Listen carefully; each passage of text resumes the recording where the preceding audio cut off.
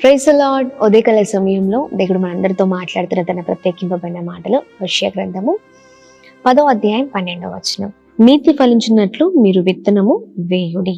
ఆమె దేవుని నామానికి మహిమ కలిగి ఉన్నాక. అద్భుతకరమైన మాటలు కదండి. నీతి ఫలించినట్లు విత్తనము వేయుడి అంటే మన జీవితాల్లో మంచి విత్తనాలు మనము మన జీవితాల్లో మరి చాలా చక్కగా వేసినట్లయితే అది ఆ విత్తనము ఫలిస్తుంది.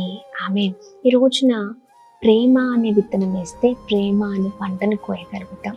మన జీవితాల్లో ప్రేమకు బదులుగా అసూయ, ద్వేషము లేదా కోపము ఇలాంటివన్నిటినీ మన జీవితాల్లో మనము మరి వాటిని బట్టి ముందుకు సాగితే మన జీవితంలో మనం ఫలింపును చూడమండి. ఆమె ఈ మాటలో చాలా అర్థం ఉంది. నీతి ఫలించినట్లు అని కదా. అందుకనే మన జీవితాలు చాలా అద్భుతంగా ఉండాలి. చెడు విత్తనాలు కాదు, మంచి విత్తనాలు